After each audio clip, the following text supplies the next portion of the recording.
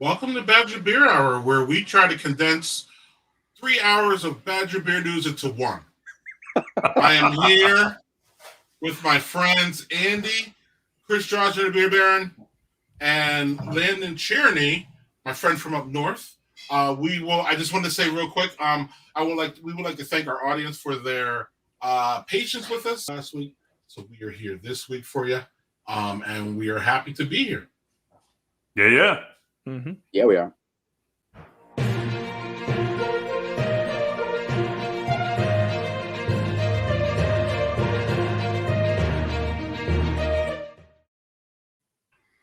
All right. I guess that means I'm on, huh? You're up, Landon. All right. Going right into it. So we're going to start with a huge Wisconsin beer story that broke right after last month's show. Yeah. I was. The timing of this one is not great, especially with another week delay. But you've heard about this one by now. But let's kind of recap what went down. August 20, just 2 days after the last Badger Beer Hour, while I was in Stowe, Vermont, sadly, but it was. I mean, it was nice. It was good, but I wish I could have been with my dudes. Anyway. News broke that Asylum was for sale and would close by October, and unless a buyer or new partner was found. This was pretty shocking news. Asylum is one of the state's bedrock breweries, and this news sounded like, at least that initial report sounded like it was kind of the end of the road for Asylum. They opened in 2005 and quickly found a flagship with Hopalicious, a pale ale that was kind of at that time on the front end of the rise in hoppy beers. It grew pretty quickly with statewide distribution, and by 2013, Asylum opened up a big new brewery with a tap room, full service restaurant, and a capacity of about 50 to 60,000 barrels a year of production capacity. That's a big part of this story. And to kind of put that number in context, Asylum had made about 10,000 barrels the year before that brewery opened. And even this year, a brewery as big as Lakefront only made about 37,000 barrels. So, and that's kind of why we're talking about this, is they just have not been making enough beer to justify all that overhead. Last year they were the number 4 volume craft brewer in Wisconsin, making about 4,000 barrels last year, plus I probably some additional barrelage in contract brewing that doesn't show up in their reports to the Department of Revenue.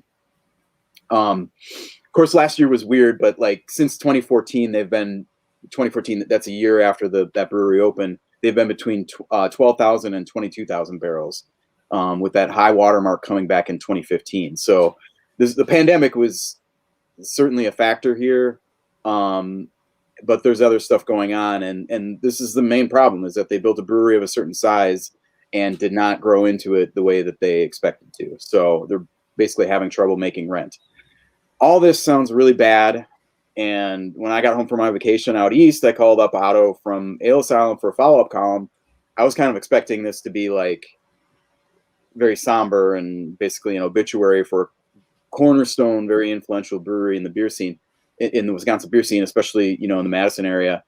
But once I got Otto, I texted Otto and he called me back right away. He's like, he was chipper. I mean, he was like it was pretty clear that he was in a good mood. A lot had happened in those 2 or 3 days since the news had broken.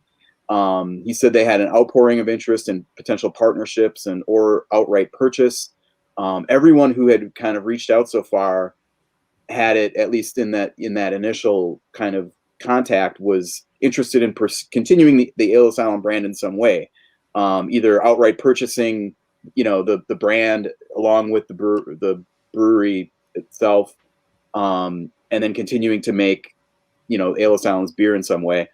That would be very similar to what happened with Wisconsin Brewing in Lake Louis, where they bought few years ago. Wisconsin Brewing bought Lake Louis and has continued to make all their beers at in the big Verona brewery.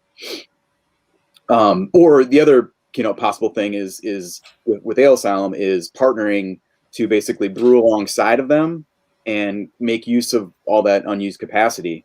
And the big question here is like, who would that be? Who would that purchaser or partner be?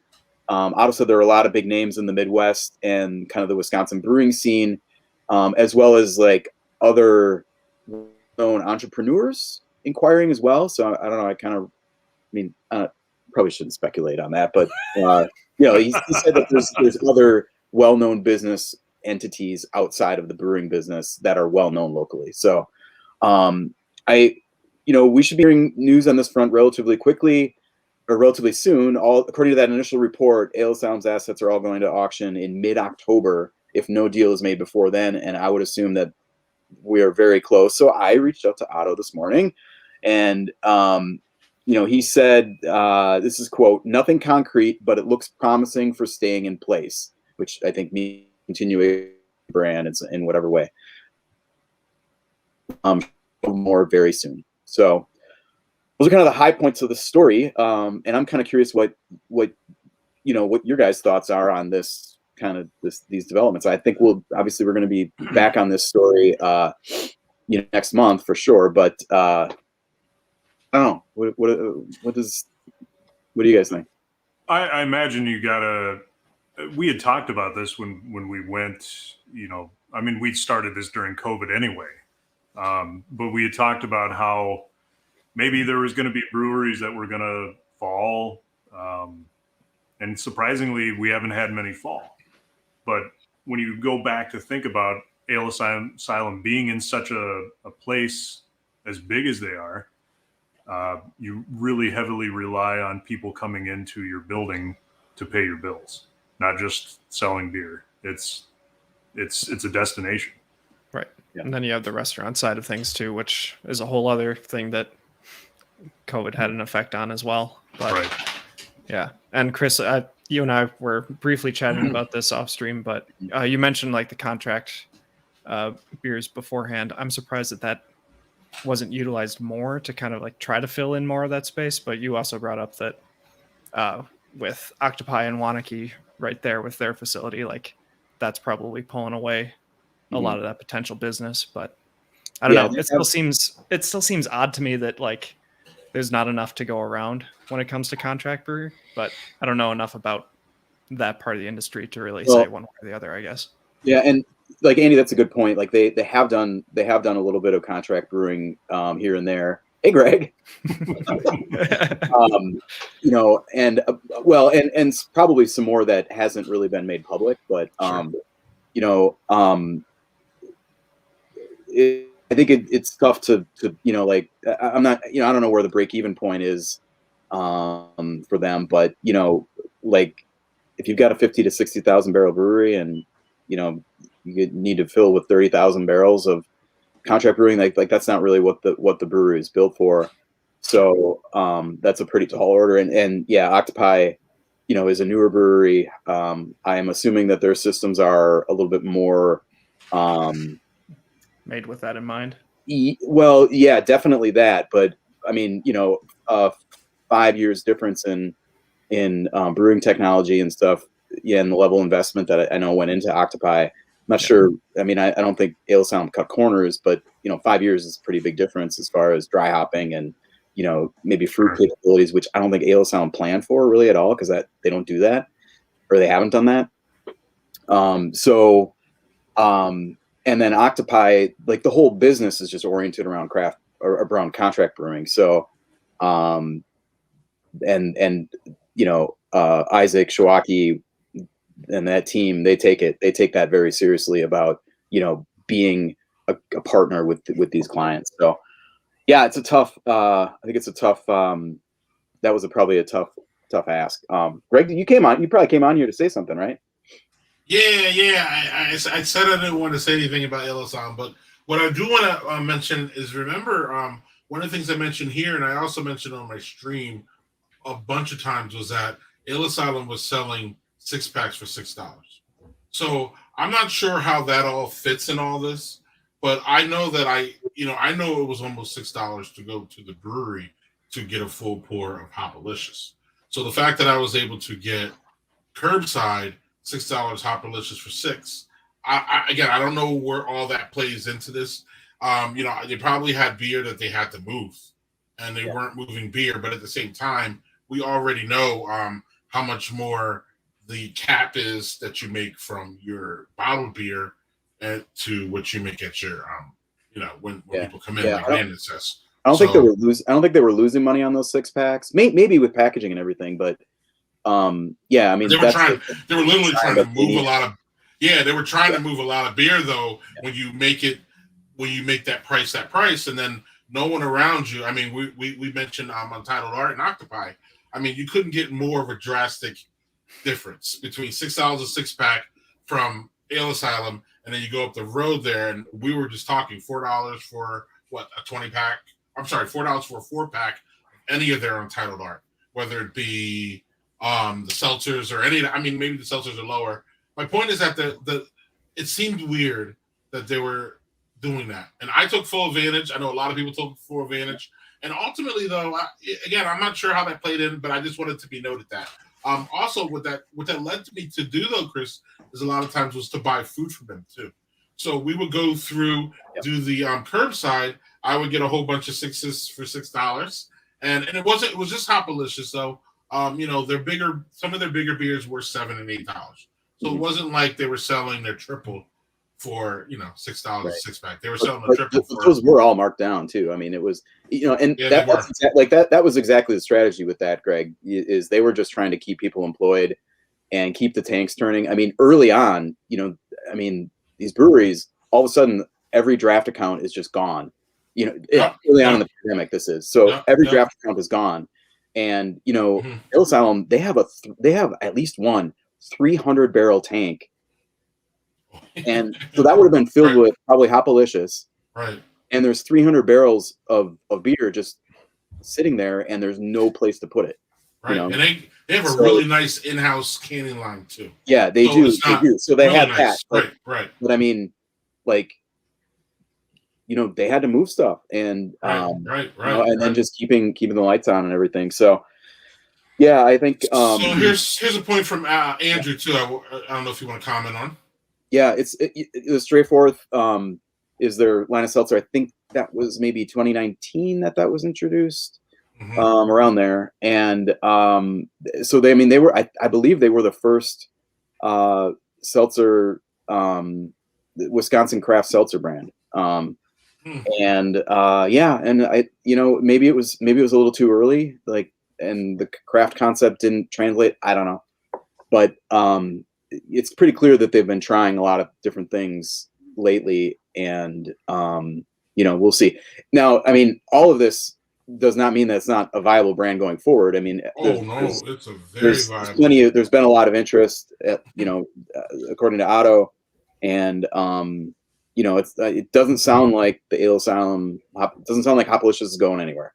It just maybe those dollars will sound like they may or will be going to somebody else. We'll see.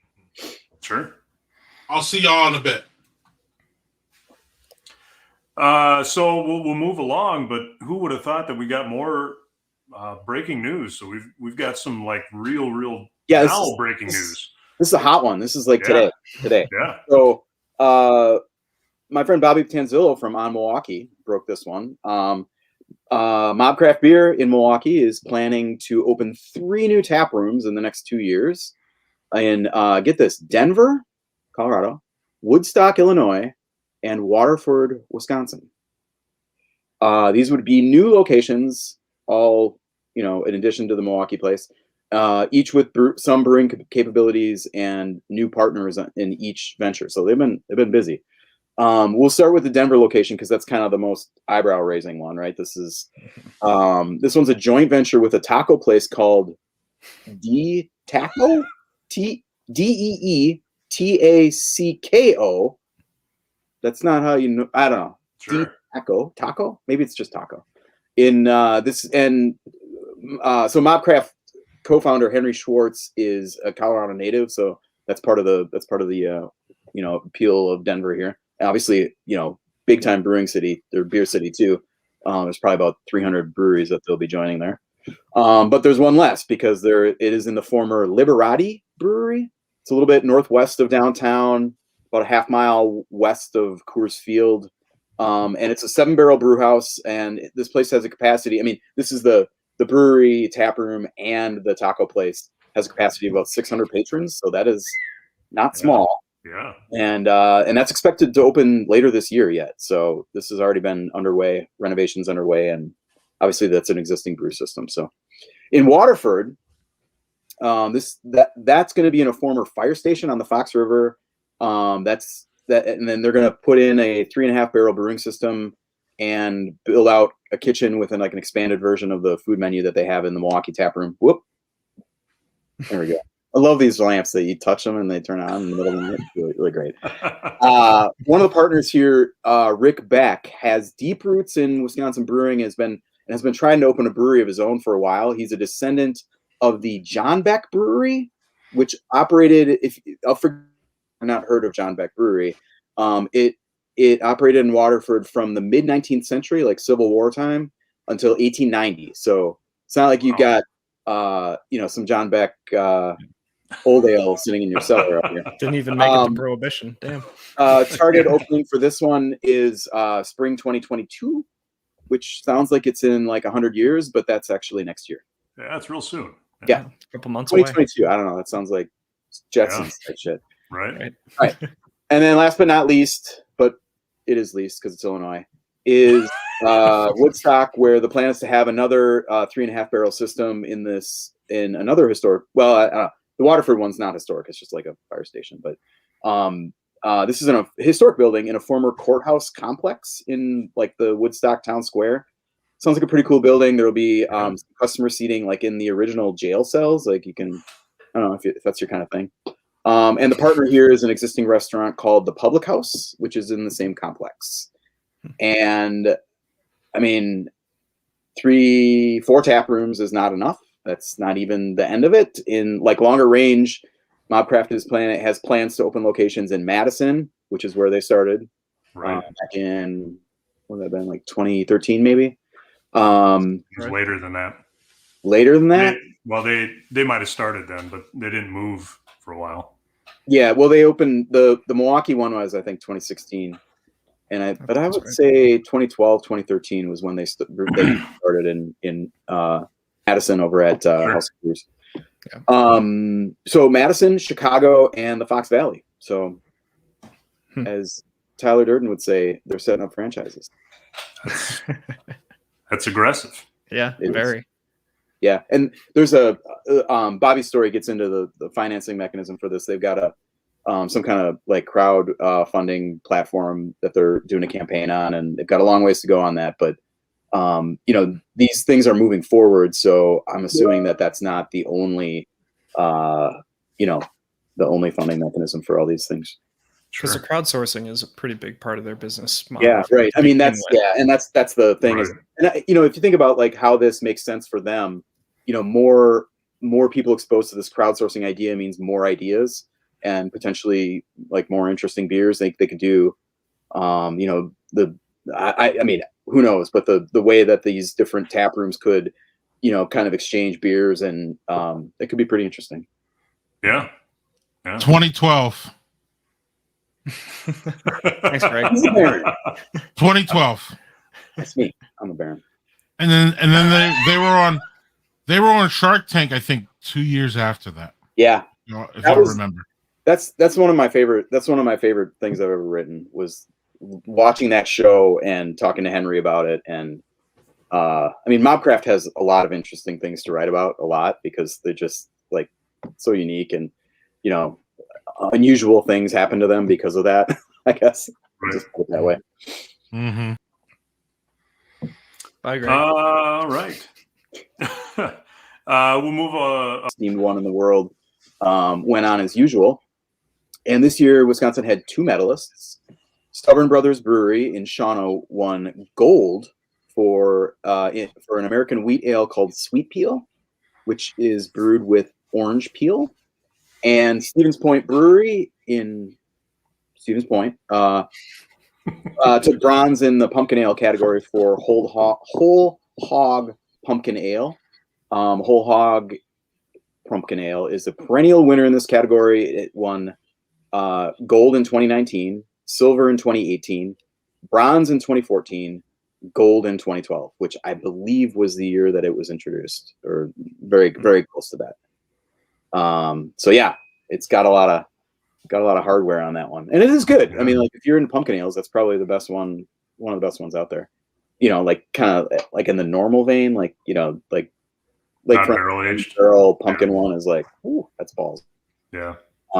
Yeah, that's as far as like kind of straightforward. Yeah, it is good. So, okay, so Stubborn Brothers though, right? Like I have to admit that I had not heard of this brewery or even heard about this brewery before. Anybody else? Like, what is that? No. Nope. Okay. No. So I looked into it, and it is really, really cool. This brewery is located in the century-old former Crescent Theater in downtown Shawano, which is a small city northwest of Green Bay. My old stomping grounds. I knew about Shawano. I just didn't know about this brewery. And brothers Eric and Aaron Gilling spent 3.5 years restoring all the historical details and like kind of converting it into a brewery and an event space. There's like a really nice looking event space upstairs. And get this, the project was completed in March 2020. Ooh, good timing. Yeah, great timing. Of course. So this is a pretty sweet win for them. And they had a great Facebook post about it. That kind of, I thought, summed up nicely the, what this means to them. Like, that's a constant debate about like, what does this really matter? But here we are talking about Stubborn Brothers, and here's what they said on this Facebook post. Excuse me, I've had a beer. Most people don't believe we own the place, and don't believe, these are pretty young guys. Oh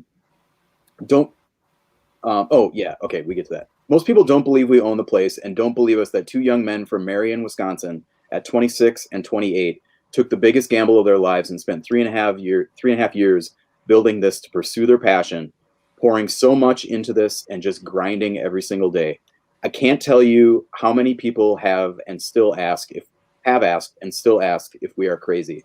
The answer is clearly yes, we are, but that's beside the point. The point is, support young entrepreneurs, believe in people who put in the work, and make sure you don't place doubt in their heart.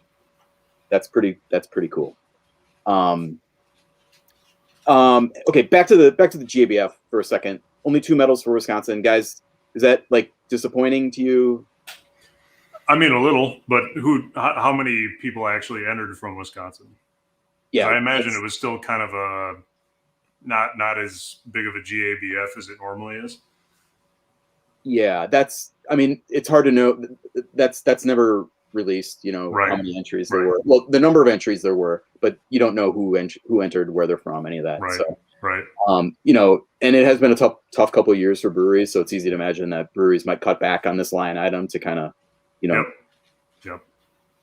Bake beer and sell it, but even 2 is not totally out of line. Like last year Wisconsin brewers took home 5 medals, and there were 7 in 2019, but this has been up and down a lot over the years. There were just 2 Wisconsin medals in 2017 and only 3 in 2016. So, whatever. I don't, it's, hey, puppers, what you got there? That's Scotch, photobombing. Scotch. Okay. It's hard to kind of, small sample size. I think we kind of just write it up to that. Speaking of beer awards, we got one other thing real quick. The winners from last month's IPA Fest at Third Space Brewing, which you guys mentioned last month. Brewer's Choice, selected by a panel of industry folks and a few media folks, went to Raised Grains Lonesome Citra IPA. And the People's Choice was Fuja Pineapple IPA from Faclandia in St. Francis, which we talked about last summer, I think. Yeah. When it opened. Yeah. So it's a nice little one. Yeah. Put that one on your radar if you're coming to Milwaukee or in Milwaukee. Yeah. All right. So we've got another pretty big story. We've got big stories all over this month. There's a lot of news this month. Yeah, a lot of news. We got a big story right here in Wisconsin, of course, from a previous guest on Badger Beer Hour even. Yeah, this is almost a year ago now that we had Alex Wenzel and Eric Hensel. Man, was that long ago, huh? On from Lion's Tail Brewing in Neenah. And earlier this month, news broke that they are planning a new brewery in my neck of the woods, Wauwatosa. This is like, okay. Anyway, this is yet to be actually. This just last week. Update here was approved. Got a pretty critical approval from the city. It still has to be approved by the city council, but I think it was a unanimous approval from the plan commission, which they're the ones that worry about like neighborhoods or like neighbors and stuff. And that would, I think that would be the concern here. Anyway, we're getting ahead of it ourselves here. The plan is a brewery and tap room that would make about anywhere from like 1,000 to 2,500 barrels a year. And right now they're basically maxed out at about 100 barrels, or check that, 800 barrels in at their downtown Neenah. This property is a former store that has like a cool open kind of semi-outdoor building, like where they had all the plants and like you'd get your flowers and stuff there. So it's open, but it has like this kind of like awning type pergola almost over it. Yeah. And then there's like a enclosed kind of register area. All that seems like awesome for like beer garden. As well as, and then like across this little driveway is like the standard building that was like a pet store and garden store. And that would be where the brewery is.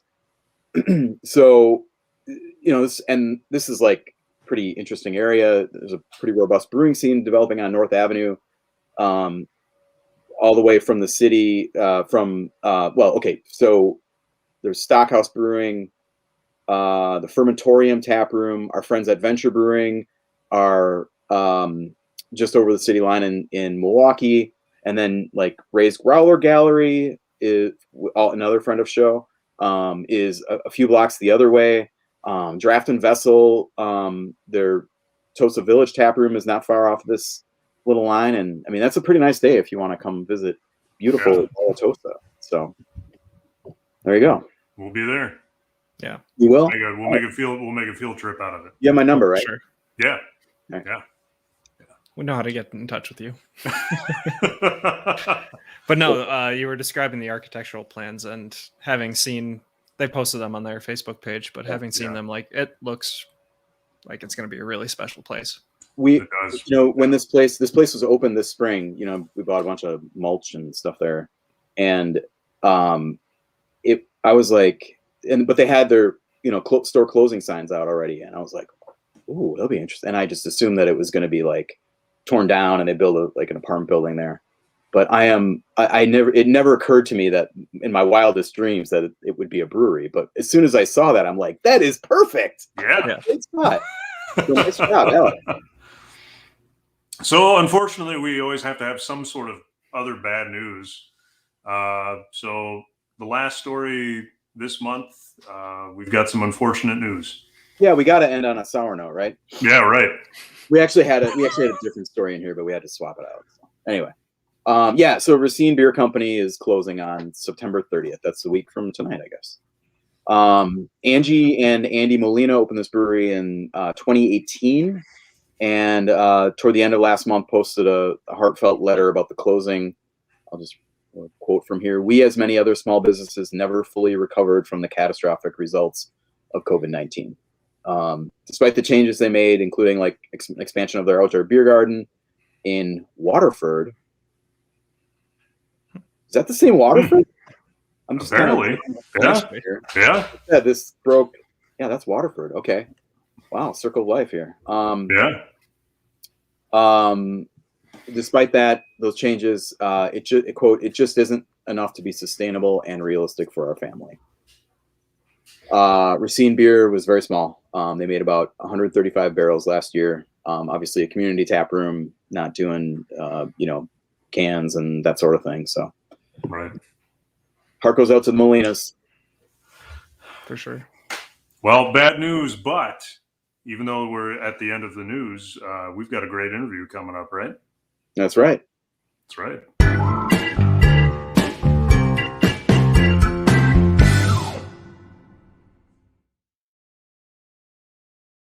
All right.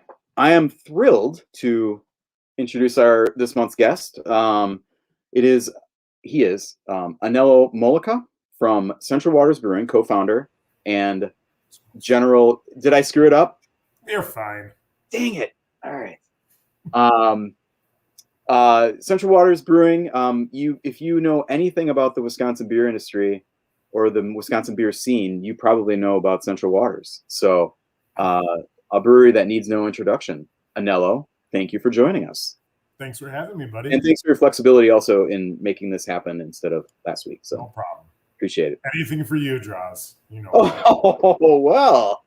You're Amherst. No. Might have to. Hey, speaking of, you got any cases of that toppling waters laying around there? What? I don't know what you're talking about. I'm Okay. sorry. Bad connection. So we've talked about what we're going to talk about mostly tonight in a previous episode. But can you give us kind of an overview of what Central Waters Milwaukee is? Central Waters Milwaukee specifically, huh? Do you want like the whole story, like how we got to where we are right now this year, type of thing? Seems kind of told, doesn't it? Yeah, it was told. Yeah. Okay. Yeah. So what we're shooting for here with this place, I'll give you sort of our vision quick here.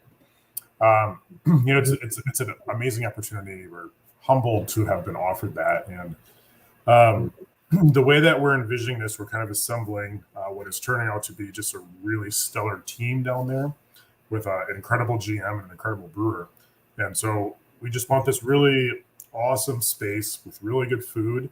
All the beers that we're producing there are going to be Milwaukee exclusive. So that place isn't going to be making any beers that Amherst is making. It's going to be its own thing. And so we're going to just kind of diversify our portfolio, have the flexibility to brew some things down there that we don't have the room for up in Amherst.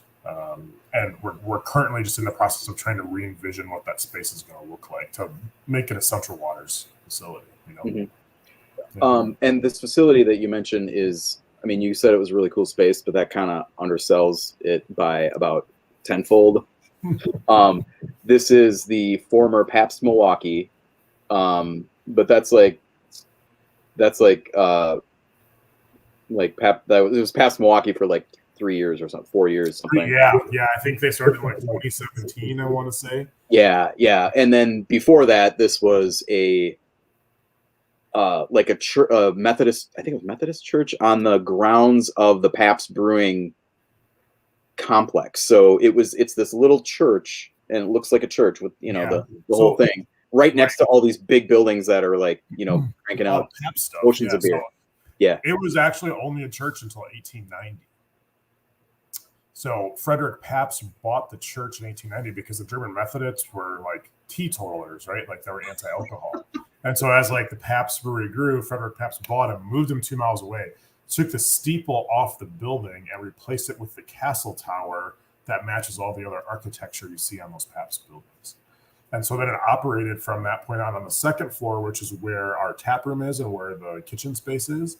That operated as like a Pabst training facility.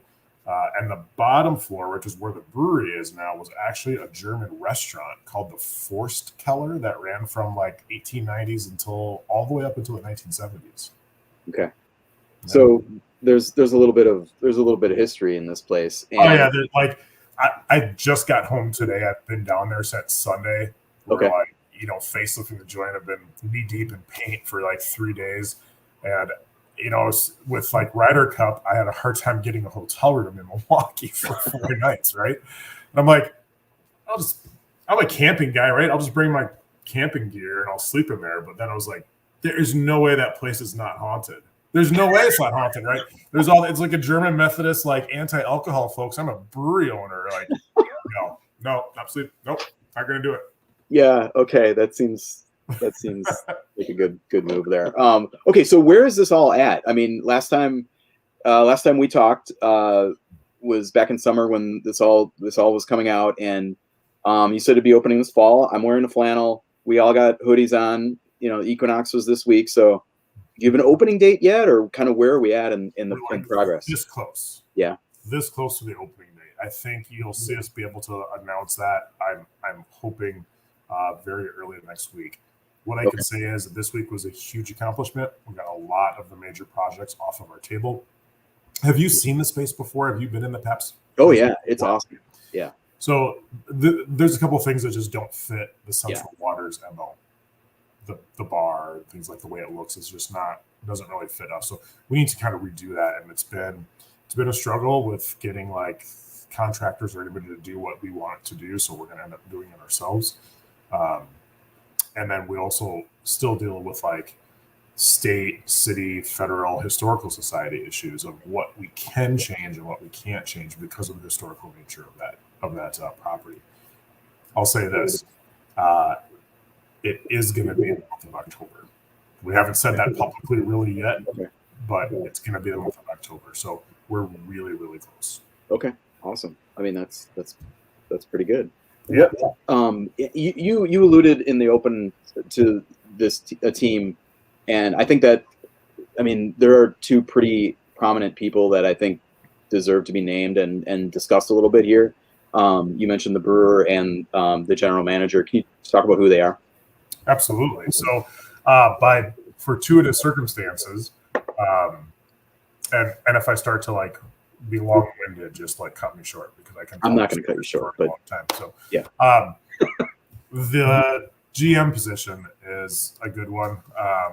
So, as happens in the beer and wholesaler world, if a high-profile figure from a high-profile account leaves, my wholesaler will usually call and say, "Hey, just so you know, so-and-so is not with this place anymore." So I roll into a Monday morning, and we know like Wednesday or so of that week, we're going to post the job opening for the GM. And I get a call from Beechwood, who's my wholesaler, saying, "Hey, just so you know, Eric isn't with Draft and Vessel any longer." And I was like, I thought he owned it. Like, I think everybody thought Eric owned that place, right? Because he was the face of Draft and Vessel, which is still, it's an amazing place. Like the ownership and Eric at the time did a really great job of, building that place into what it is today. And so just for everybody who doesn't know, Draft and Vessel is a pretty small outfit, beer bar and kind of like to-go package combination in it's in Shorewood, I think, technically. First place is in Shorewood, yeah. And then they've got a couple places that have opened since then, including down in the Tosa Village, which we just mentioned. So anyway, carry on. Yeah, so Eric applied for the job, and I was ecstatic to see that. And you're like this? We pulled it in right away. I was like, let's do this. So we got Eric on board, who's just an amazing individual with a lot of skills and just, knows how to run a place. He's a big part of the Milwaukee beer fabric already. And so we're just really pleased to have him to, deepen that beer fabric along with Central Waters. And then, brewers, like we had a lot of resumes come in. It was heartening to see all the people that wanted to come and work for us at that spot. It is a little bit of a dream job for a brewer, So ultimately, we ended up hiring Brendan. So Brendan was formerly with Good City, so he came over from Good City to us. He's extremely knowledgeable about all things beer. Probably, of all the brewers his age that I've spoken with, he's got some of the most technical knowledge of anybody that I've ever spoken with. And his plan for the beers that he's looking to make are exactly what we were looking for. Yeah, and this is that brewery is a pretty, as I recall, that was a pretty much top of the line, but small, but top of the line brewery that Pabst installed there it's an awesome just a few years ago. Yeah, it's an awesome brewery. And how big is that? Is it 7.5? Too big. Yeah, it's a 10-barrel system. 10 barrel, okay. Yeah, so that's like many people have said, there's like a 15-pound ham and a 10-pound can in here. Like they packed that little space with 10-barrel fermenters and 20-barrel fermenters and a 10-barrel system, it's great. It's a really, really nice system. We've actually already removed about half of the fermentation space from there. So we we ripped out 5 fermenters because it's just that space didn't need 7,000 barrels capacity, and that's pretty close to what was in there. It's not going to do 7,000 barrels out of that space, man. It's not going to happen. So what that did is it made room for us to put in a canning line. So we have that installed. We're working on getting it running. We did our first booze this week. Yeah. Yep.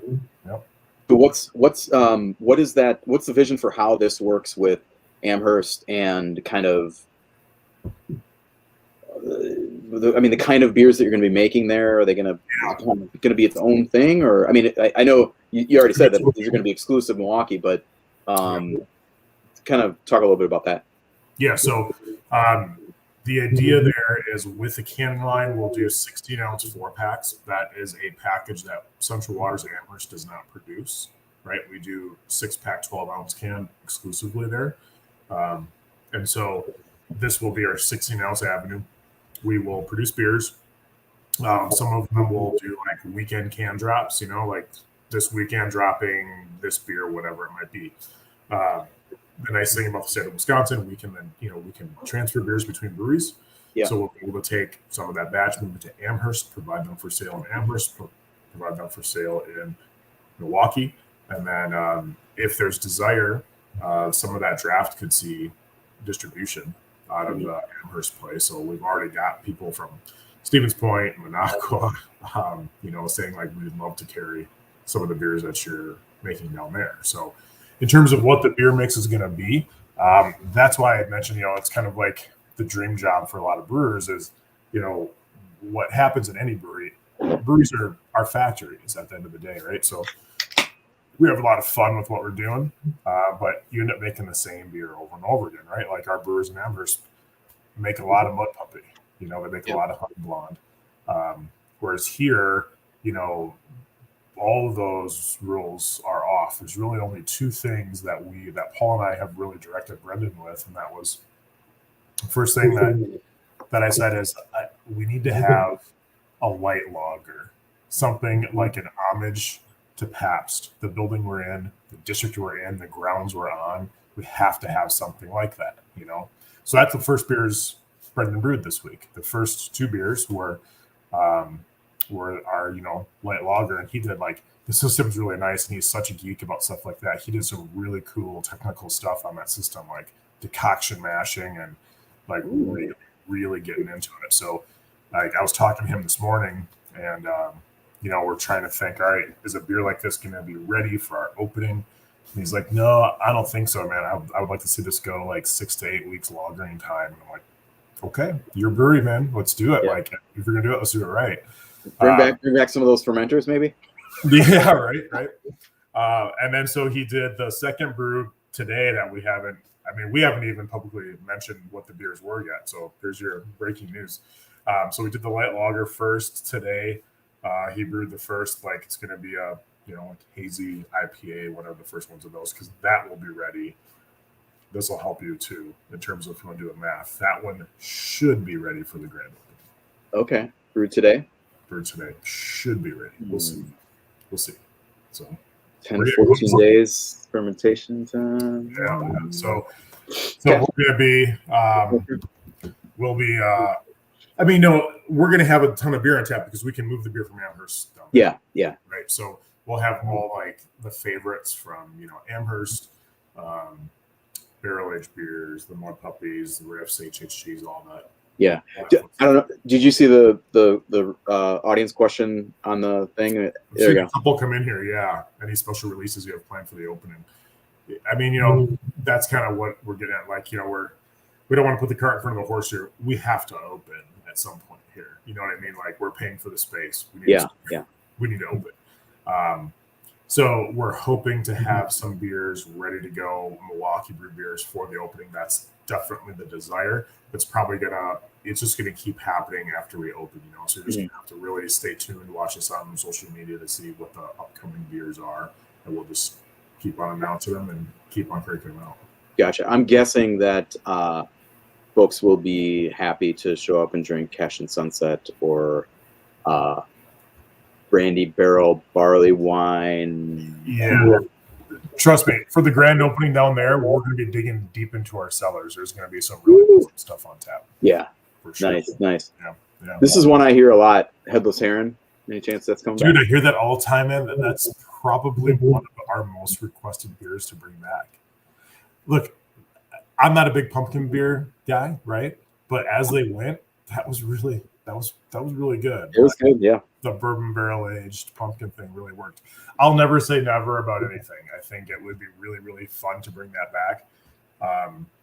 The base for that one is a style that we're currently not producing. It was easy to do before because we were always making Slanja, which was our Scotch ale. Scotch ale, yeah. So we were taking our Scotch ale and putting it into bourbon barrels, and then incorporating the pumpkin and the spices and everything. So because we don't make that style anymore, we have to specifically do it. But now that we have 10 barrels systems to work off of, 10 barrels.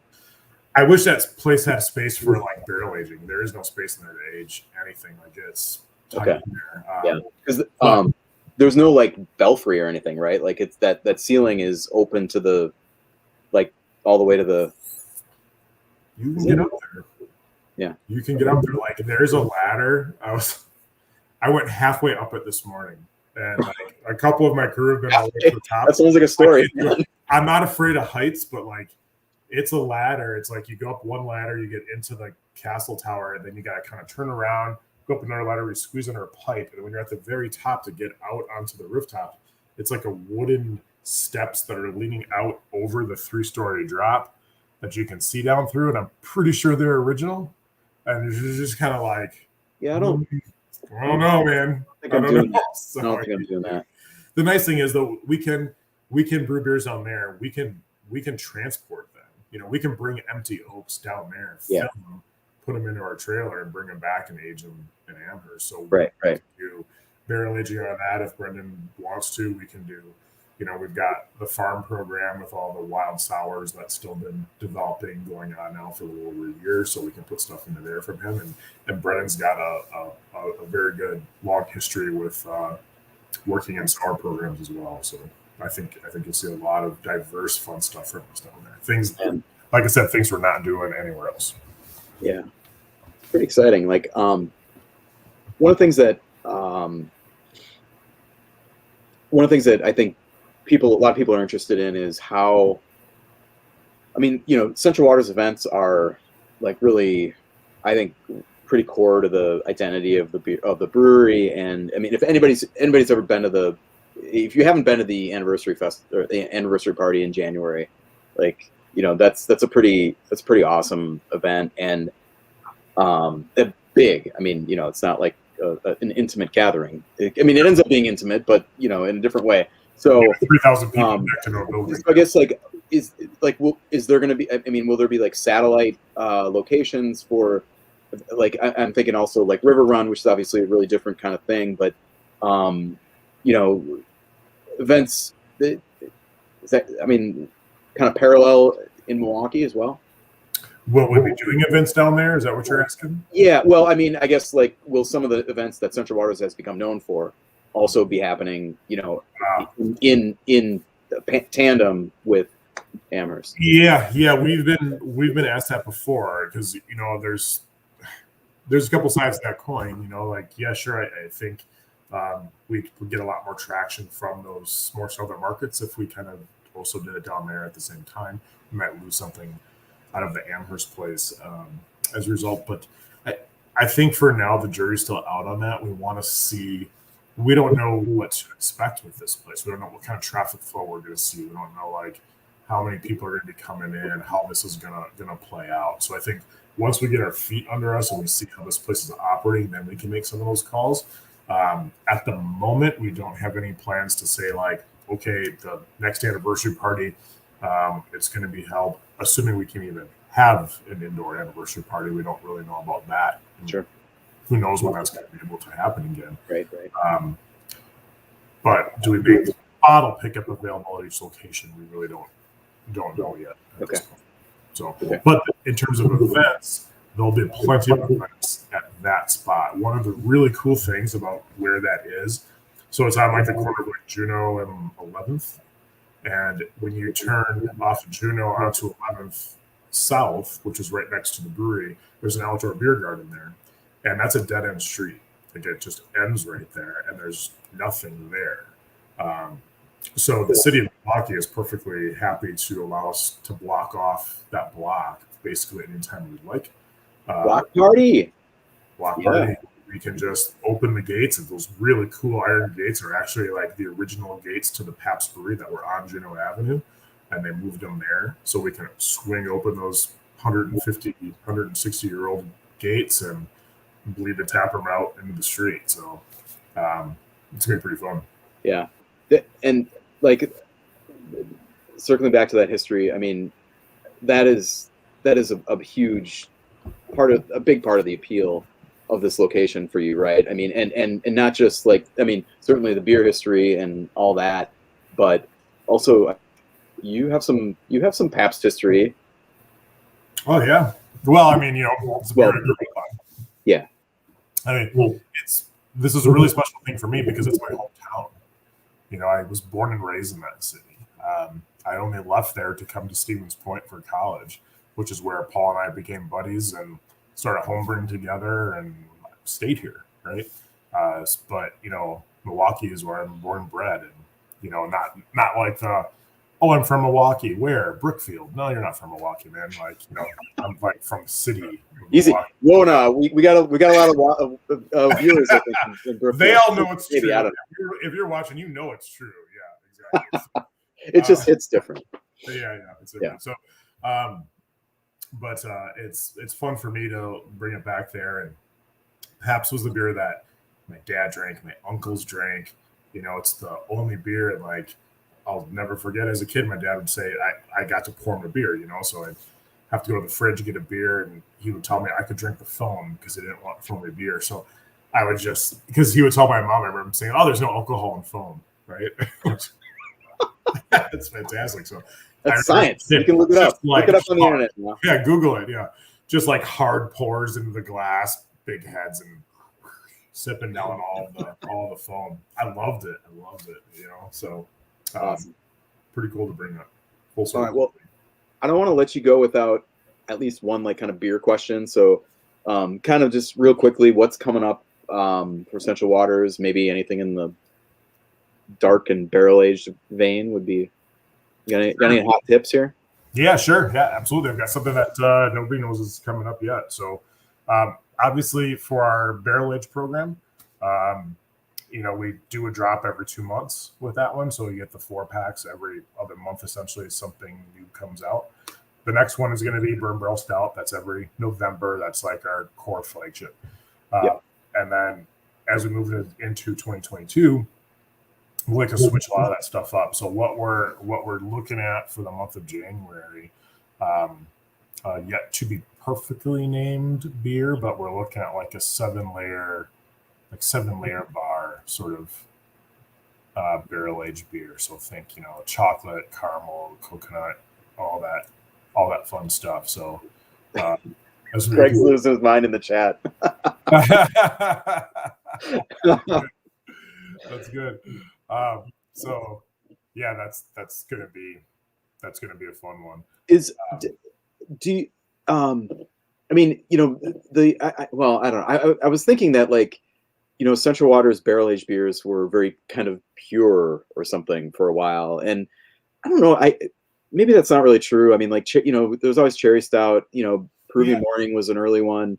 Cassian came out later, and that was like really on the early wave of like vanilla as an adjunct in barrel aging. I mean, I think you're totally right there. I think that we do get kind of cut into a fabric of being a pure brewer like that, which is fine by me. You know, I don't really pay too much attention to that stuff, but I think you're right that we do. I think it's kind of funny because I think there's a lot of things we've done over the years. I think people are just, it's kind of the bane of being 23 years old. You know what I mean? Like, yeah. I mean, the new kid on the block is the one doing the cutting edge stuff. And like, we were that kid at one point, right? Yeah. Only back then, when we started putting beer into barrels in 2001, when like, you know, some of the brewers doing that now were, you know, 6. Like, you know, like, you know, Nice nobody was flex. around. Nice to see flex, that. Anello. That's pretty good. Yeah. Yeah, I think the point of like every 2 months is a great one, because I mean these used to be quarterly at best. I mean, It's and then it was for, I mean, even going back, it was, you know, less than that. So I mean, the fact that these are like these, you know, I think the important thing for like purists, or I mean, it's interesting to think about like barrel aged beer purists, but whatever. But you know that this is not displacing, you know, more traditional, like straightforward beers that are, you know, that, I don't know, live and let live, you know, like let's yeah, right. And I mean, you know, so like putting beer into barrels was a pretty, you know, back then we didn't know anybody that was doing that. As it turns out, Founders and Goose was doing it back then, but we didn't know that because we couldn't get Founders and Goose here, right? And then like, you know, we won our first gold medal for a bourbon cherry stout. That was in 2006. And then you're right, putting in proving and like Hessing, and you know, like, dude, it's hard to stay on top of that stuff. Yeah, that's the hardest part here. Is, I mean, everybody's kind of looking for like, all right, what's the next thing? What's the next thing? What's the next thing? That's definitely one way to like think about your business model, is trying to be the first to do something next. Whereas ours has been like, we'd like to play on that stuff. Would like to be a trendsetter, obviously, but also like as a business person, you play the long game. Like, you know, it's fun to make that stuff, but it doesn't sell more than Mud Puppy Porter. It doesn't sell more than Honey Blonde, which is a huge seller for us. Like, those are the staples. Those are the beers that keep you as a brewery. And I think it's dangerous for us, speaking for myself, it's dangerous for Central Waters to like get lost in the whole try to keep doing something that's going to be the next big thing, because then you lose sight of what your core is and the things that the majority of people are spending their hard-earned money on. I think the minority of the beer drinkers who are getting all these really fun, awesome beers, they just also happen to be the most vocal and the most visible. But the majority of the beer that's sold is not that by a long shot. Mm-hmm. Yeah. You know? When I learned that Mud Puppy was your, like, by a pretty wide margin bestseller, I was like, huh. I'm like, yeah, that's a good beer, but I don't think of it as, you know, I mean, like the brain space that it occupies, as far as like, you know, I mean, I'm not a normal beer consumer, but that was surprising to me. And, you know, certainly like people, like probably a lot of people watching this show are thinking about, oh yeah, what's the next barrel aged beer? And we think about that as such a core identity of Central Waters. And I think I don't think you would disagree with that. Not at all. It's a huge part. But it is not as big of a deal to the business probably as we think it is. It is still. I mean, it's a big part of it's what puts us on the beer map, right? Like, right. Puppy has been the best-selling beer for us since the day we opened the doors, and it continues to be today. Yeah. Awesome.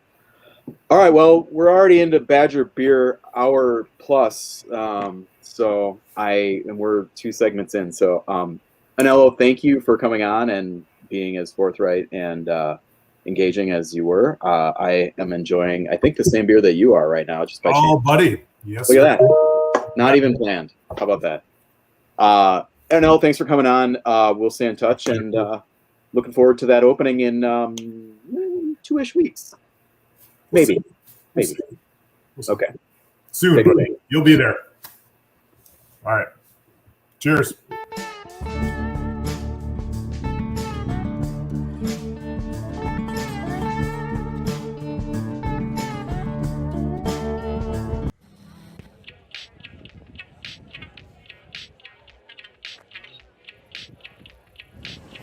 Deutscher Brewing Company out here in Elkhorn, Wisconsin. Give you a little 360 view here. Greenery. We'll check that out in a second there. I think that's where they have their brewery merch. That looks like the residence here. Because because this is a farm, y'all. I mean, this is as farmy as farm can get.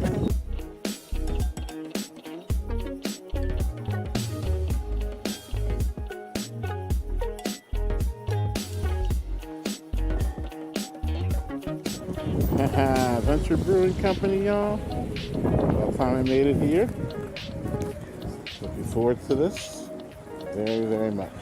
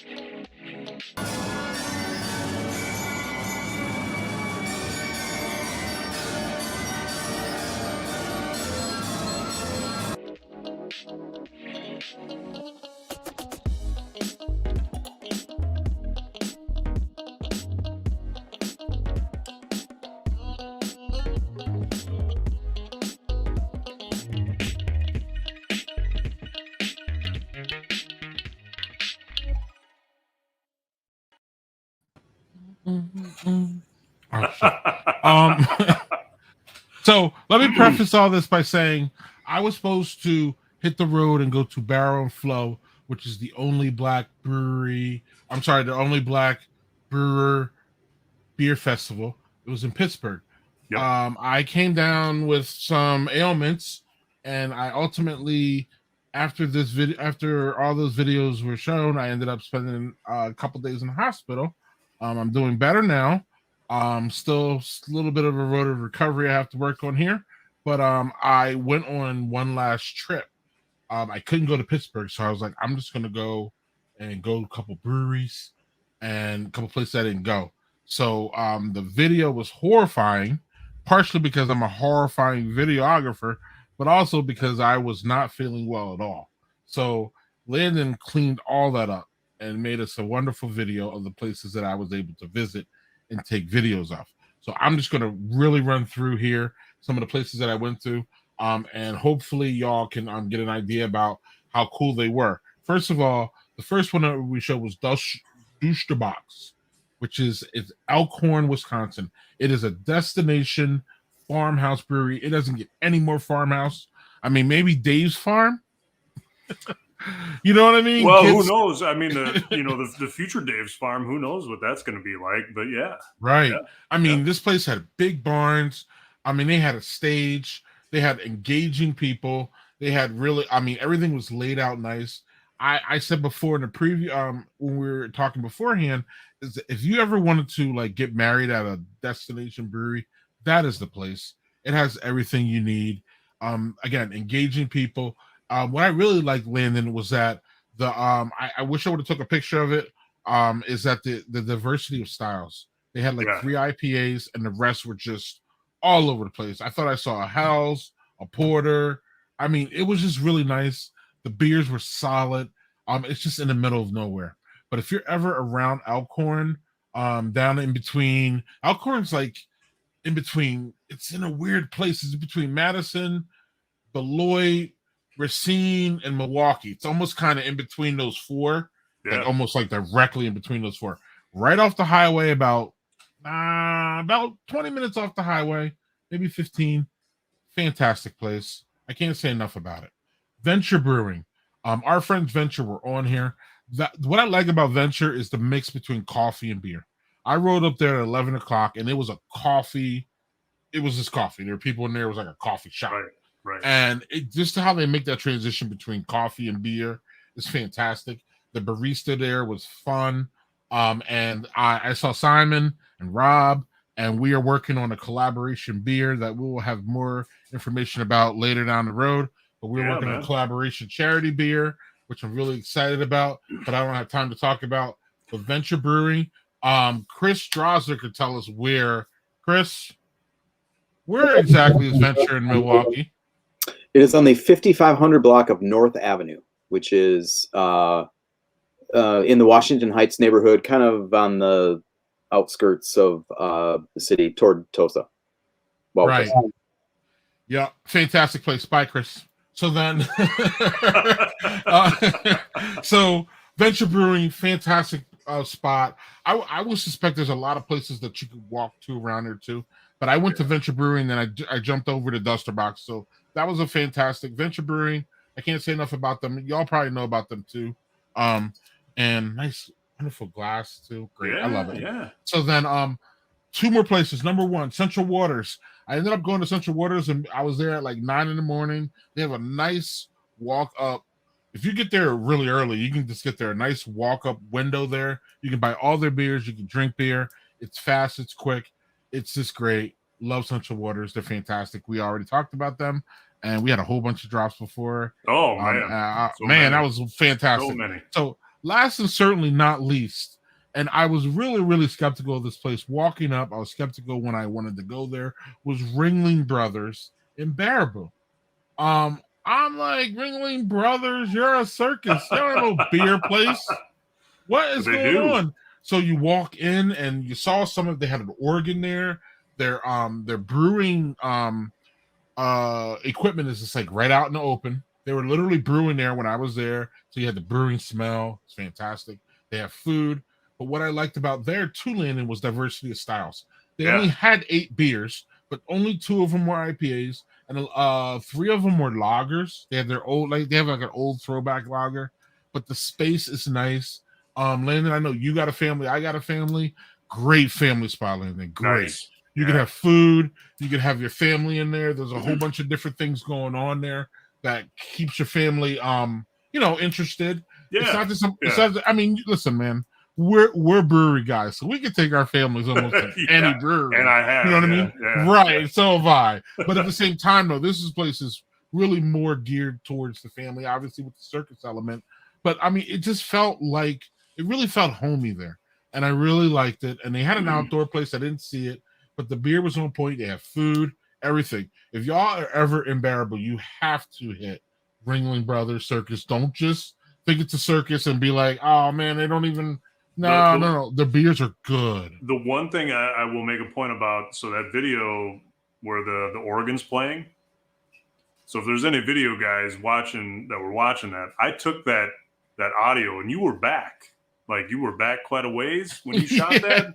Yeah. That damn thing is so loud that I took that down like 10 dB and it was still that loud on the video. It was pretty obnoxiously loud, yeah. It was, but it was fun and it added to the whole element of everything. Yeah, it was fun. I'm telling you, it's a place. I went to Tumble Rock too. Tumble Rock was another little bit of a clip. I didn't get many clips there. Tumble Rock is they have a female brewer.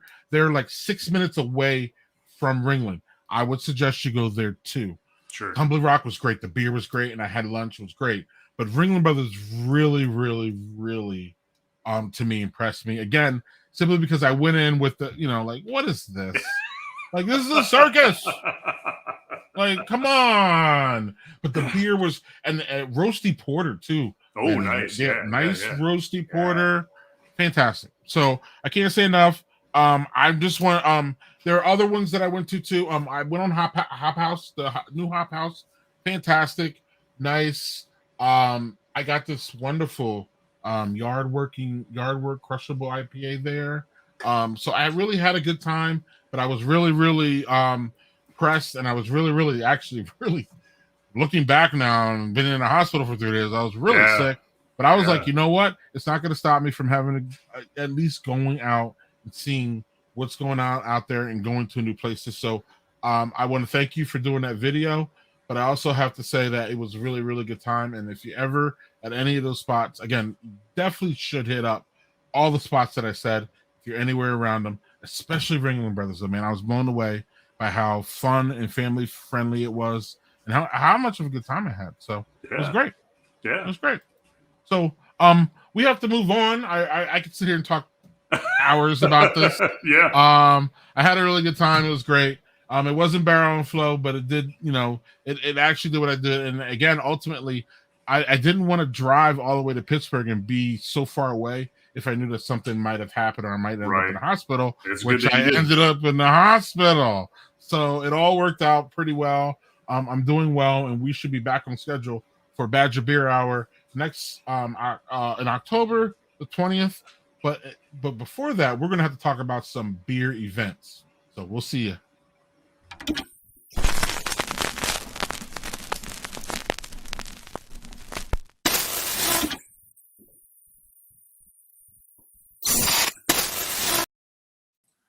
So yeah, we're gonna start this new segment on Badger Beer Hour called Beer Events. That's our beer PSA transition. But beer events is something that when we started Badger Beer Hour, not only was Andy not around, but COVID was around even worse than it is now. So there were no beer events. So we couldn't really talk about what was going on at breweries and the events that y'all should see. Because there was nothing going on. So now that we I are like how back, Chris is in the chat going, I was around, I just wasn't here on the show. yes. Andy was around, right? Yeah. He was. I was in the audience somewhere, probably, or you weren't taproom traveling. How about that? Because no one was doing shit. Well, there's that too. But so Andy, you are I call you our resident our resident event not an expert. person. Don't call me an expert. Not you yet. Just saddled me with this job. So like a kid showing up for his book report last minute. I'm just showing up and hoping that like the episode was going to finish and I could just like push it off until next month. I like expert because it makes you sound smart. All right. Well, and you are smart, so you should sound that way. But with that said, we have a whole bunch of events going on. we do. Especially at the end of the fall. Yeah. So do you want to jump off on any of them and we can get through them real quick here? Just looking at our list here, it looks like the first thing we have is Third Space Brewing is having their 5th year anniversary party this weekend. Yes. So that looks like it's a lot of fun. They're going to have food trucks, a couple special breweries or special beer releases, I should say. Yep. And I'm sorry. Nope. Go ahead. Okay. No, finish and then I'll let finish. No, I was just going to say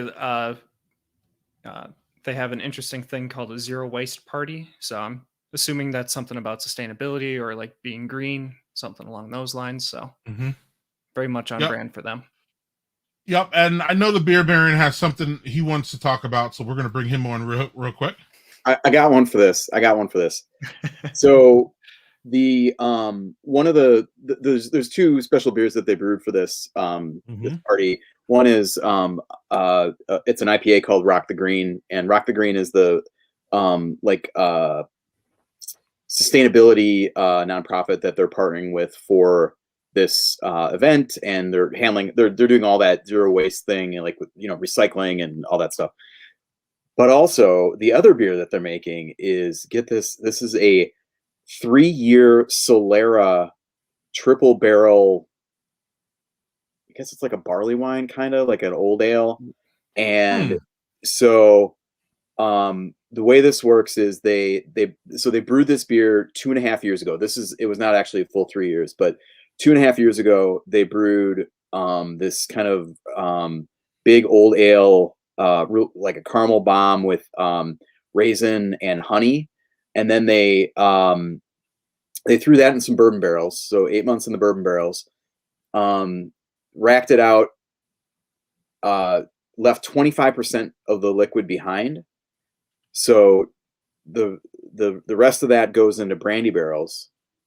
8 months, and then they racked that off and left similar proportion behind, and that went into sherry barrels. And these are so the progression is brandy, or bourbon, brandy, sherry barrels, and then each time that they moved the beer along, they left a bunch of it not a bunch, but a significant portion of it behind, and topped it with a fresh version of that beer. So the idea is every year they'll be they'll be doing this progression through again. So there's a lot going on in that, and they're selling these bottles it's 500 milliliter bottle for $25, and it is really something. It's that's super deep and complex. The sherry is definitely that's the last barrel, so I guess it kind of makes sense. But you can feel that kind of that vanilla kind of oaky, spirity, brandy or the bourbon aspect.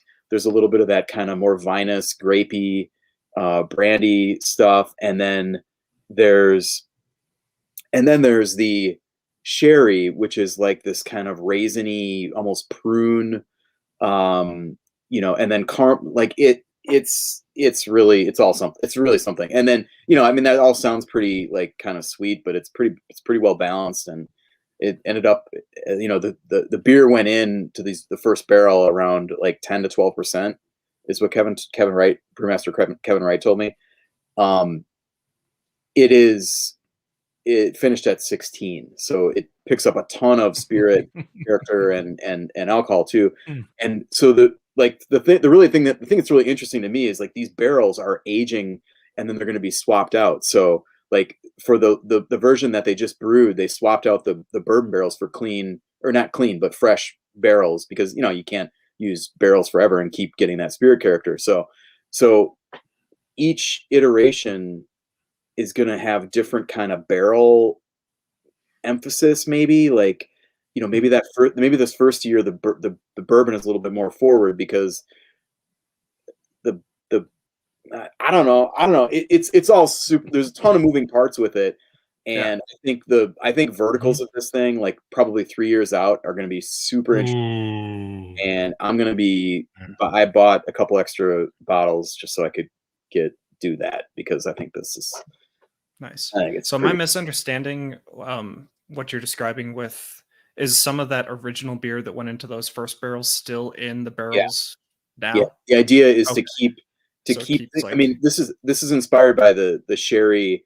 There's this one distillery, PX Sherry, that Kevin specifically cited. He got a chance to try this, and they've been doing this for like 300 years or 200 years or something.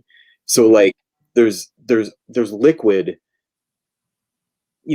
like certain molecules or something that might be like 200 years old. And that are still with this beer, this first version isn't technically a Solera because none of the old beer is still in here. It's just, moving through these barrels.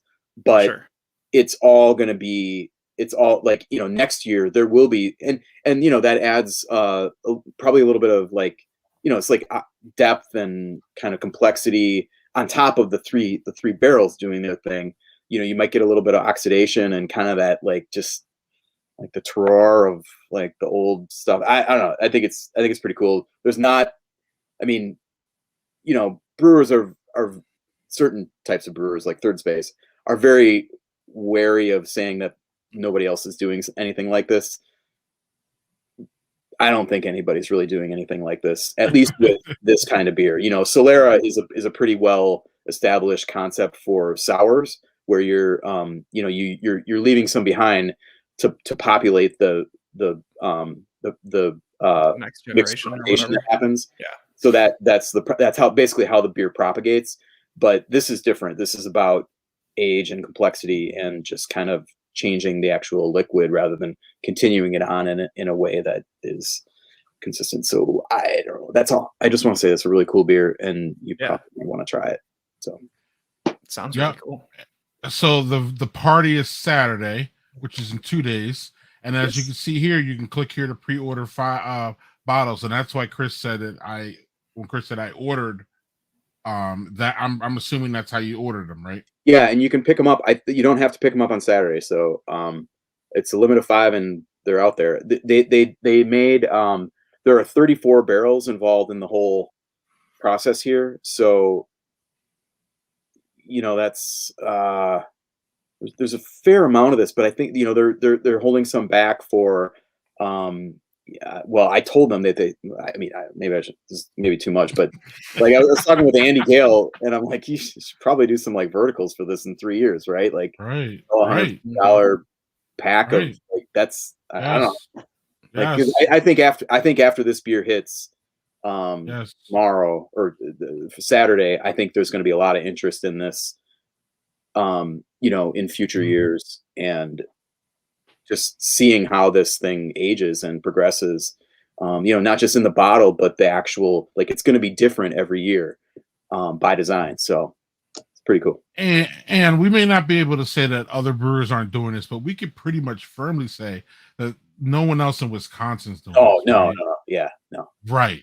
Okay. I mean, And and that's again, hey, we're Badger Beer Hour, so this version important isn't news. exactly like, this one is not really a Solera because of the way that Solera works. Like, they haven't put any of that. There's none of this is all essentially a fresh beer. I mean, it's 2.5 years It's old. going but to be a Solera next Gotcha. but year. it will, yeah, Right. right. Starting next year. So you'll start to see that extra kind of extraness next year and in the following years. Cool. Very cool. Fascinating. Thanks, Chris. All That's right. really cool. So that's Saturday. They're gonna have food trucks, everything. So if you're out in Milwaukee, hit that up. Mm-hmm. What we got Next item on our list is Hometown Brew Down, which I believe is a beer festival that you wanted to talk about in Verona. Yeah, real quick. It's a small, I would call it homely brew fest. It's smallish. If you are wary of crowds, this is a good one for you. It's outdoors. And you'll be able to have pretty much a really good selection of Wisconsin breweries. 150 brew beers and 50 breweries, I believe it is. Fantastic event. You can get in and out. I met for the first time the owners of Hop House, and I'm still friends with them. Phil and his wife, they're fucking great. Excuse my language, but but I met them there. So it's one of those beer fests where it's not like the Great Taste, where it's Great Taste is great. Don't get me wrong. There's a lot going on, and there's a lot of people milling around. This one's a really hometown brew town. It's a really homely one, and I suggest if people want. Yep, and I suggest if people are interested and want to get out, it's gonna be a nice weekend, I believe. One of the last really good fall weekends to start. So that's likely a good one. Yep, in Verona, check it out. I will not be there this year, but I highly recommend it. Awesome. What else is going on? We got a couple Oktoberfests of note. We have Parched Eagle here in Madison. It's doing their Oktoberfest this weekend. Lazy Monk up in Eau Claire. If you stop by there, you will see Landon and his family serving brats. Landon? Yeah, man. Tell us about it real quick. So they had one last weekend, but they've done this in the past where they do two separate weekends, usually 2 Saturdays. Last weekend ended up happening to be a really, really busy time here in Eau Claire. There was all kinds of stuff going on. So their Oktoberfest Saturday last weekend wasn't very busy. This Saturday, hopefully it'll be a little more busy if you're anywhere in the area. Great beer, good times. They have a big Oktoberfest display, like history of Oktoberfest, German theme type things. You can register to win a $200 gift card if you complete this little thing, so all kinds of stuff. And then, of course, like Andy said, we'll be there cooking up brats for people. So it's always a fun time. I used to go there every year as well. It'd be great. So excellent. Thanks, Landon. Yeah. And then Valkyrie Brewing is doing their Oktoberfest on October 2nd. They always do it the first weekend in October. But then pivoting back to this Saturday, our friends at Giant Jones, Jessica, it's her birthday, or she's celebrating her birthday. 40th, yes. The big 4-0. So jump in there and go have a beer with her, and that'd be fun. Mm-hmm. Excellent. And let's see. I'm sorry. You go. No, you can. So another big one around here is the Wisconsin Brewing Pumpkin Chunk. I don't know if you guys have ever been out to Wisconsin Brewing. They got a nice sprawling complex out there with a big lake and a nice area with for concerts and stuff like that. Right. But they do a pumpkin chuck out there. I've never been out. I've heard it's fun. They're out there chucking pumpkins and carving pumpkins, and they have special beer and they have live music and food and tattoos and shenanigans and stuff for families and all that. So I believe that is this weekend, right? That is I think so. yeah, that is Saturday. Yeah. Or no, I'm sorry. This is Saturday, October 9th.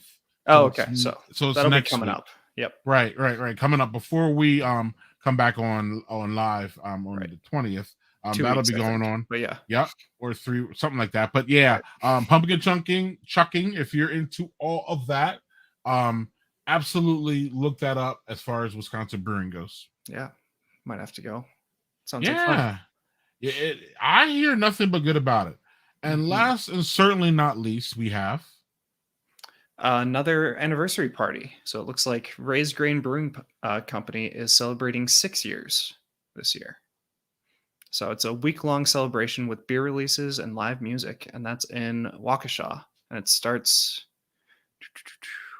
It started on Tuesday. Yeah, we're in the middle of this week. Yeah. Looks like tonight they had bands and trivia. Saturday they have tomorrow they have a beer release, and then Saturday it looks like you can go and watch the Badgers play. You have bands, all kinds of stuff going on. Man, that seems to be, people are starting to do that now, which is like have birthday weeks, right? Birthday weekends. So that's kind of like, they're just. Although it seems like Saturday is still going to be like the big party because it's the weekend. Right. That's when most people can go. But it's cool that there's like spreading it out for like if you can't make it Saturday, because as we've discussed, there's so much else going on Saturday. This is true. You could spread it out and like maybe hit them up tomorrow. Absolutely. And I'm sorry, that wasn't last. Last and certainly not least is Black Husky. Oh, right. Yep. They announced their first sanctioned strongman competition. Contestants, male and females. They decided to kick Oktoberfest up a notch with a 2-day event starting Saturday at 10 a.m. Everything happens on one day. You know what I'm saying? Right. Yeah. It's going to be a busy weekend. So, but it looks like they're Ferris Bueller to hit it all. Right. Like time traveler or something. Yeah. Yep. And our notes here say that there's going to be firkins and there's going to be free beer while the firkin lasts. So free firkin beer, which is enough for me to get up and get going. Yeah, that's a good way to get people in the door for sure. Although it also looks like they have Hammerschlagen, which is always fun if you've never played. I was gonna say, Oktoberfest food, a polka band, yodeling demonstrations, and a contest. I don't know what mass crew is. I'm not sure what that word is either. And a best dog costume contest. Oh man, this sounds fun.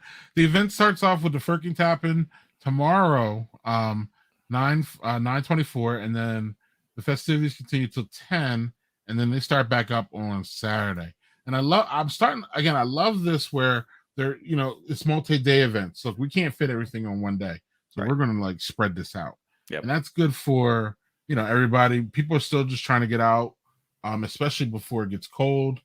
So we had a whole bunch of events this month. Yeah. So excellent. You guys got a busy weekend coming up. You better get out there. Yeah, it's a very big Saturday in the Milwaukee area, as Chris has said here. Mm-hmm. And I'm looking forward to it. I think everybody should be looking forward to it. So we have one more thing that we have to talk about here.